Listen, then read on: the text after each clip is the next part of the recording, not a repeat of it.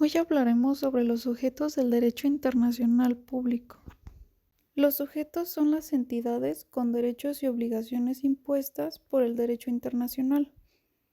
Hasta el siglo pasado, el Estado era considerado el sujeto por excelencia, pero a principios de siglo es cuando aparecen las primeras manifestaciones de organizaciones internacionales, lo cual fue el punto de partida para terminar con el monopolio del Estado como único sujeto de derecho internacional. Los sujetos de derecho internacional reconocidos son los siguientes: el Estado, las organizaciones internacionales, las organizaciones parecidas a las estatales, los pueblos que luchan por su liberación, reconocimiento de beligerancia, movimientos de liberación nacional, el Comité Internacional de la Cruz Roja, el individuo y otros. Les voy a explicar cada uno de ellos. El Estado es una comunidad constituida por un orden jurídico determinado que presenta características propias, como la centralización de sus órganos internos, ámbito de validez espacial y temporal de su derecho interno. Debe de contar con los elementos de tener un territorio, población, un gobierno y la capacidad de entablar relaciones internacionales. El Estado se presenta en las relaciones internacionales conviviendo e interrelacionando con un conjunto de estados de los cuales guarda una relación de independencia e igualdad en un sistema descentralizado. No depende de ningún otro, lo que lo caracteriza de ser un estado soberano. Es un sujeto de derecho internacional si es uno de los estados que aceptan el sistema de las reglas internacionales o si ha sido recibido en la familia de las naciones. Se pueden clasificar como estados simples, que son aquellos que se presentan de forma individualizada, o bien como estados compuestos, que se conforman por dos o más estados, pero desde el punto de vista internacional actúan como uno solo. Las organizaciones internacionales son las que están formadas por estados, las cuales son creadas por medio de un tratado internacional y una vez creadas se diferencian de los estados que le dieron origen. Es independiente, con voluntad propia, y su competencia es funcional. Poseen un derecho interno propio y se clasifican como organizaciones de ámbito universal como la ONU o regional como la OEA.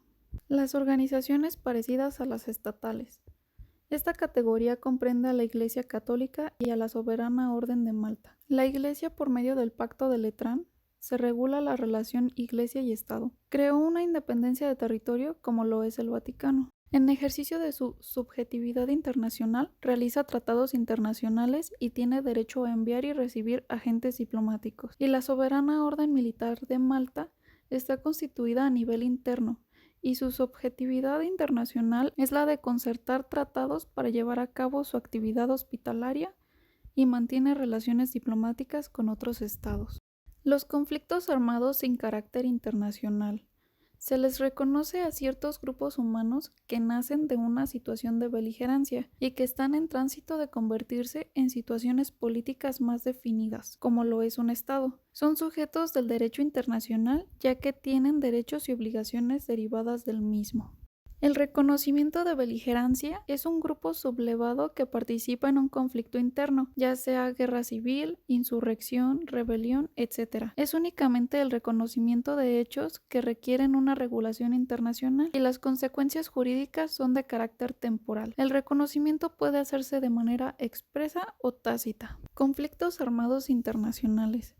Están ligados con el principio de autodeterminación de los pueblos, por lo cual los gobiernos de las metrópolis tienen que abstenerse del uso de la fuerza con el fin de que se pueda llegar a su independencia de manera pacífica. El Comité Internacional de la Cruz Roja tiene funciones de asistencia humanitaria internacional, por lo cual es sujeto de derechos y obligaciones internacionales. Además, suscribe tratados, goza de inmunidad de jurisdicción, protege a sus funcionarios, cumple funciones análogas a las consulares y tiene presencia con su asistencia en los conflictos o desastres internacionales.